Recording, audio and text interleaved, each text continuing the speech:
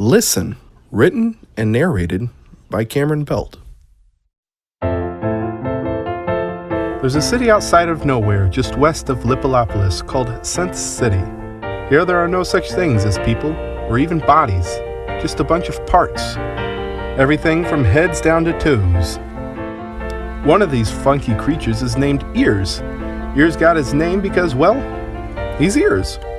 The Creator made him in such a unique way that it made him very good at listening. Now this was good because Ears lived with the Mouths. The Mouths was a kind family that brought Ears into their home. There was Loud Mouth, Big Mouth, and Smart Mouth. The Mouths loved Ears, and Ears loved the Mouths. But they had flaws just like anyone else does. They talked too much. Ears would listen to their complaints, their stories, and their ideas. He would listen to their jokes, their fibs, and their dreams. Ears would listen to the Mouths all the time. But because Ears was such a good listener, he didn't mind it one bit. The problem was, the Mouths never seemed to notice that Ears actually had a mouth too. Ears had an itty-bitty mouth, but a mouth nonetheless. Whenever he tried to tell the Mouths ideas, stories, advice, or struggles, they just wouldn't listen. The Mouths didn't know how to listen because they were too busy talking all the time. After what seemed like an eternity of trying to be heard by the Mouths, Ears began to feel useless and unimportant. He realized that the Mouths would never listen or care for what he had to say. He knew it wouldn't matter if he yelled, screamed, or threw a fit, so Ears began to give up. Ears slowly felt like he wasn't needed anymore. What's the use, he thought. They might as well talk to a rock. Ears decided it was time to go, forever. He packed his belongings and headed towards Dunnington, where all who are done go. Ears figured he could be happier there, even though it made him sad to know that the Mouths wouldn't even miss him. Days went by and the Mouths continued to talk. Talk, talk, talk, talk, talk. They tried talking to each other and realized that something was missing. A set of ears to listen to their complaints, stories, and ideas. To hear their jokes, fibs, and dreams. Suddenly, there was a dark silence that fell onto the room. For the first time ever, they shut their mouths. Smart looked up slowly to see if the others felt as empty as he did without Ears.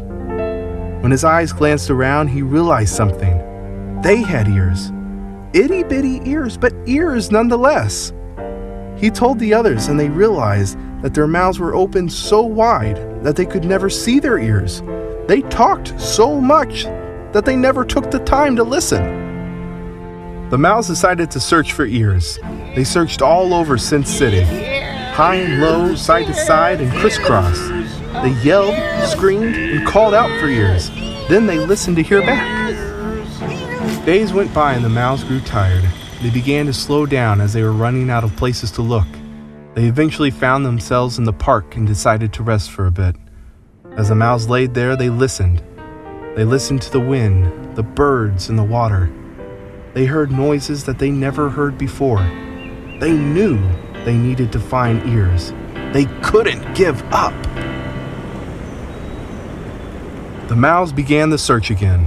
As they stopped to wait at a crosswalk, a bus drove by with a poorly done ad on the side. Are you done? Join us in Dunnington. It read with what looked like a thumb with a forced smile on his face.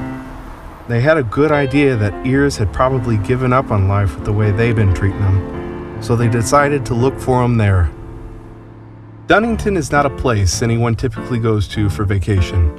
It's drab, boring, and gray, a lot like Nebraska.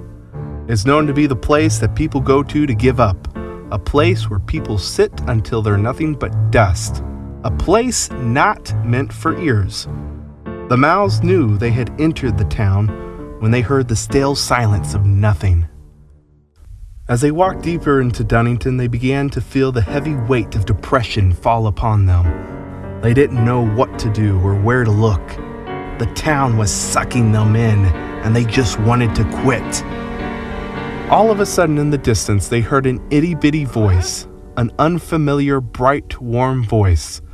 They began to walk towards it as a dog glides itself towards a rope of sausages. The Mouths found themselves at the source of the lovely singing voice.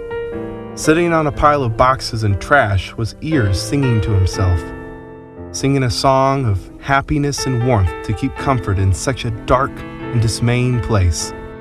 Ears looked up and began to smile, seeing that the ones he loved the most came looking for him. The Mouse were so excited to find Ears, not only to find him, but to hear his voice, a kind, loving, gentle voice that they've never heard. They wrapped around Ears and squeezed out whatever sadness that was in them. They all began to sing together, since it was a song they would sing at home.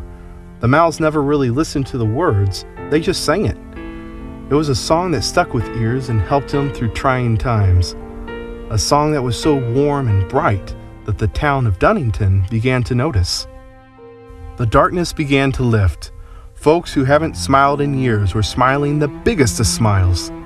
Because of their song and Ears' itty-bitty, warm, loving voice, Dunnington became Sunnington, a beautiful place to grow a family and to inspire, motivate, and pursue dreams.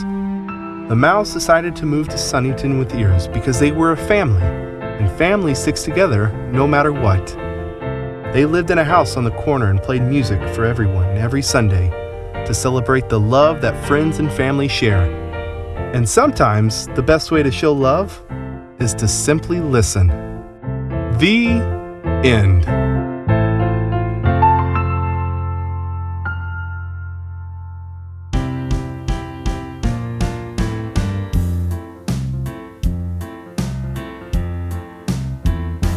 Everybody seems to try to push their own opinion, Yeah, loudmouth. but everybody doesn't seem to try to listen. I don't do that. Yeah, you do. So everybody seems to try to keep on yelling. Ah! But that's not how we should show love. If you wanna love, you've got to listen. And to listen is to love.